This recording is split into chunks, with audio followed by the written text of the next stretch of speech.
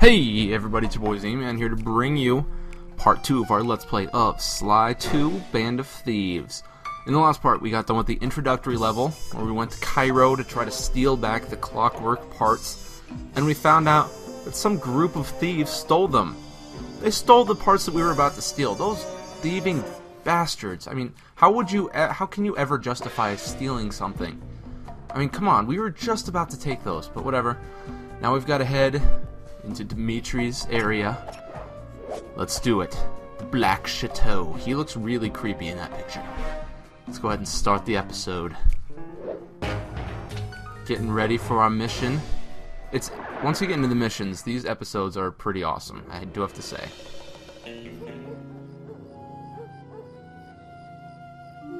I had to call in a few favors to get the goods on the Claw Gang's local operator. Dimitri, a sort of underworld celebrity, equally at home in high-class art circles and shady back-alley crimes. He was once a passionate young art student who worked hard to develop his own visionary style.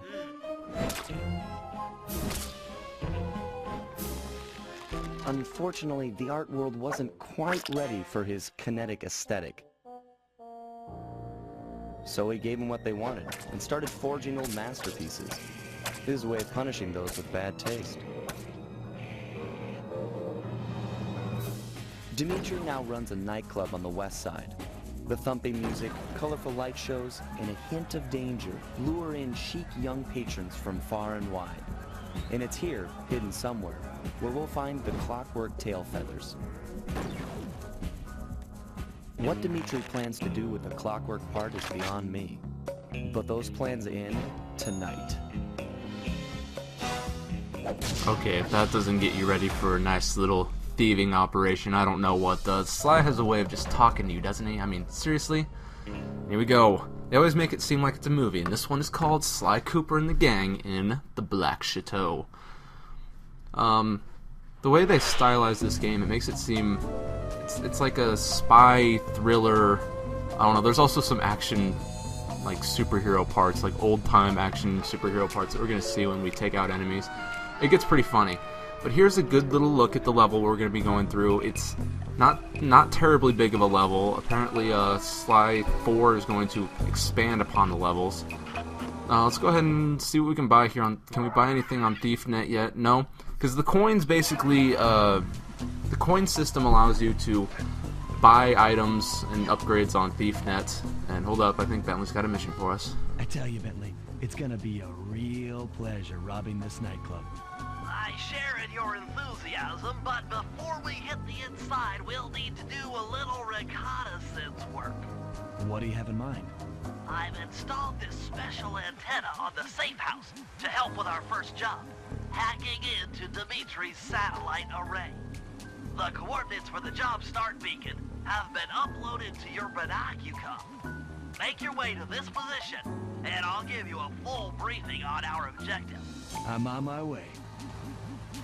Alright, now the great thing about this game is that instead of having you go around to like certain I don't know how to explain it, but this game is more, the missions are based on the level itself. And if you ever want to see where a mission is, you just press the L3 button. It allows you to shoot up a beacon. Like, I think,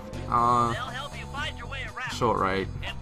Hold up, I want to take out this rat first. I want to give you a good example of why this seems like a little superhero thriller. And another new entry they put into the game is that you can steal from guards by pickpocketing them by pressing the O button. Whoops, I got into a fight. They heard me. I did not know that there was a guy right there.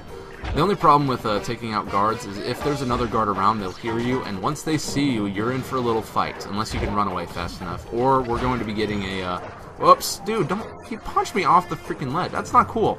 Good thing I have jumping abilities to get back in. Thank goodness I have a life bar, otherwise I would have died. Alright, let's start this mission. Sly, I need you to hack into Dimitri's communication array so that we'll have access to his database. How am I supposed to do that? To start, you'll need to get to the top of that tower. Then reposition the satellite dish to point at my safe house antenna. If you want to climb on stuff, jump and hit the circle button to grab hold. Try climbing up that pipe. Right. Jump and press the circle button to climb pipes. I'm on it. Yep, this game never breaks the fourth wall. Every single time, they always say, jump and hit the circle button, or press the L3 button by pressing down the left analog stick. Jeez. They'll also tell you how to open up the, whoops, that guy saw me, that guy heard me. If I can run away fast enough, hopefully, it looks like I'm out of danger. I do have to say one thing that is awesome about this game is the Sly Cooper series always has great music, and this is especially, this track is very good, very Paris-y, kind of French noir type music, little jazz mixed in.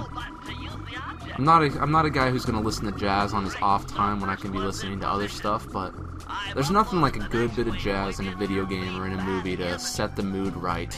I'm a small fan of jazz. I'm not gonna say I love jazz, but in right situations like this one, jazz is perfect. But like I was saying before, this game is different than Sly Cooper 1 in that the missions are based more within the level design instead of instead of having a main hub world and then going off to different missions. Your main hub world is usually where the missions are located. You go around the main hub world in order to complete these missions. Like this one, we're gonna have to go through 3 different points in the hub world in order to get to the missions. In each hub world, I believe there's 8 hub worlds in this game, and each hub world has its own safe house where you can go back and stay safe. If you're ever in trouble and you're near the safe house, just run into the safe house and all danger is averted. Not realistic by any means, but whatever. And these bottles that I'm collecting, you probably remember them from Sly 1. These are the clue bottles. Once you get 30 of them, you're able to open up a safe that gives you a power-up from the Thieves Raccoonus, I believe. Basically, you just get more and more power-ups for Sly, either from ThiefNet or by opening up the safes and getting the pages. And there's the last one right there. But each episode, which there's 8 episodes, has one special upgrade for both Murray, Bentley, and Sly. So that gives those 8 upgrades, and then Sly has one safe. Hold up. Nice work, Sly. I'm downloading from Dimitri's mainframe as we speak. All in a night's work. So, where do we go from here? Your next job is to break into the nightclub and take some reconnaissance photos of the clockwork tail feathers. To get inside, you'll have to sneak through an old wine cellar beneath town. Okay, I'll head out for the cellar. Alright, like I was saying, each mission has one special upgrade that Sly, Bentley, and Murray can get, and then Sly has an additional 8 upgrades for each mission. It has a safe that you can break into by collecting the 30 clue bottles. I don't know what else to really say other than this is just an awesome game, I have to say. And the first episode is pretty easy. Everything. I was watching some of the stuff that they were talking about with Thieves in Time last night, and in a lot of the interviews, the CEO of Sanzaru, who's making the game, said that most of the Sly 2 and Sly 3 games had these two-layered areas, you know, with the rooftops and the ground level, kind of. Well, he said that Sly 4 is actually going to expand upon that by making the levels not only bigger horizontally, but also bigger in a vertical sense. Like, it's not going to be just 2-tiered. There could be 3 or 4 tiers. It's going to be interesting. Why can't I open the door? Okay, there we go. I just had to hit the waypoint, but I can't wait for that game. It's going to be so exciting. So right now we're trying to break into the nightclub. And what's up, Murray? Little buddy. I guess the way through the wine cellar is guarded by those rats. Bentley thought you might like some help clearing them out. Sounds like fun. You and me, back to back? Totally. Outnumbered, fighting impossible odds. It's perfect. All right, pal. Let's get to it. Yeah, you think this is impossible odds? There's a mission where Bentley has to take out 50 guards stronger than these rats all by himself. Now, the thing about fighting these rats, well, you get to see Bentley's awesomeness first off. But once you knock down a rat, you need to stay away from him because when he gets up, he does a little circular move with his baton that will knock you down. It's pretty weird. To get over this thing, you'll have to double jump. Hit the X button to jump, then, while in the air, press it again to get some extra air time. Yeah, that wasn't obvious from the beginning how to double jump. You're on your own from here. I'm used to it. Thanks for the help. Anytime, partner. Alright, before we go do all this stuff, I need to collect some coins, because first time I played through this game, I wasn't doing much with the Thief Net, and I missed out on a lot of opportunities to buy awesome upgrades and stuff. So, and some of these upgrades are expensive. As you go on, like, these early upgrades haven't been too much. Like, I believe the most expensive upgrade we've got right now is 400 coins. But later on, the upgrades are going to get up into the thousands, possibly 2,000s area. I can't remember what the highest one is, but we're going to need a lot of these coins, so I suggest destroying everything at the beginning and racking up some coins while you still can. That's what I'm going to be doing. Because some of these moves are going to be very handy, and some of these moves they're usually not expensive when you have to do this, but there's a few required moves that you're going to have to do to get through the game. One of which we're going to be coming up on soon. I believe episode 3 or 4 is where it comes up. Dude, no TV. Break the TV. You never watch TV while they're on the job. Why do they even have a TV here? Man, that's going to get them in trouble. I'm just saying, eventually it's going to get them in trouble. I'm going to say. Alright, so you have these laser gates that are literally designed to make sure people can get through, and then, I mean, seriously. In order to get past these lasers, you need to crawl under that table. To do that, get near the table and press the circle button. Yeah, who puts a table right in the path of the lasers? I mean, literally, no one can, there's so few people that can get through this area, and then they decide, no, let's go ahead and put a table, give them a sporting chance, because no one can crawl under a table to get through. I mean, seriously, how stupid does these security people in these games think they are? It just makes me sad sometimes. I mean, security could be so much better. Now we're going to be introduced to these buffed up enemies in this situation. These are, looks like some warthogs. Nothing like the Pumbaa from Lion King, but these guys are easy enough. You just, as long as you stay out of the lamplight, you're going to be able to, they're not going to be able to see you. That guy's far enough away. And then if you hit the triangle button and then the square button in a pretty quick fashion, you're able to juggle and then defeat an enemy in only one shot, which is very, very helpful. You can only do this when they don't see you, so once they see you, you're in trouble. Especially considering they have giant guns. It's hard. Alright, let's go ahead and keep destroying stuff because we need the money. Get me more money. I feel like Jerry Maguire. Show me the money. I know that was a very, I don't know, that's a pretty obvious movie reference, so I'm not gonna say it again. That was bad. But anything else we can break before we go ahead and head back? And this guy's gonna be just moving around his lamp, looking down his lamp sights, I don't know. It's fairly easy. I mean, it's an obvious solution, just get under the table. Okay, he's moved, and he saw me? Okay, that was weird. Alright, forget breaking stuff. I'm just gonna go straight through, get back to that point. That was weird. I didn't think he'd be able to see me. I thought his flashlight was by. I guess I just gotta be more careful. Why would I ever climb under that table? That was pretty stupid. But I guess his flashlight wasn't past enough. I just gotta be more careful. I don't know. That was a little weird. Alright, I don't even need to take out that guy. It's just a waste of time. If I can get to the table before his flashlight turns. Good. Alright. Alright, let's make sure his looks like he's about to turn, so yeah, he was about to turn, so good thing I didn't leave the table yet. Next time he turns, I should be able to get through easily, and I'm out. Go, go, go, go, go. And into the ventilation shaft. This air vent leads into Dimitri's nightclub. Hit the circle button to crawl inside. So all we have to do is climb through this ventilation shaft into the next area. We're getting closer and closer to the nightclub, where, hopefully we'll be able to see Dimitri. Alright, we gotta destroy this guard. Bentley, I already know this. I've already explained it to people. I already explained it to them. It's okay. The Let's Player took care of it. I don't understand how a guard is the guy that makes sure the lasers keep going. I think that's a pretty flawed system in and of itself. I'm just gonna go ahead and destroy everything here, get more and more coins, because if I can get up to 400 coins, we get a very, very cool upgrade for Murray, I believe it was. And Sly's upgrade is very useful. the smoke bomb that I remember seeing, the smoke bomb. That's going to be a very useful upgrade. You want that upgrade, and then the Fist of Flame, that's a cool upgrade. You don't necessarily need it, but it can be useful. Alright, let's get rid of this. Oh, he's gonna see me. Crap, crap, crap. Alright, we're in a fight with a freaking armed guard. We are in trouble, and he has a gun. You can't. Oh, how did he shoot me? You didn't even aim, dude. Oh my goodness, I'm like half dead now.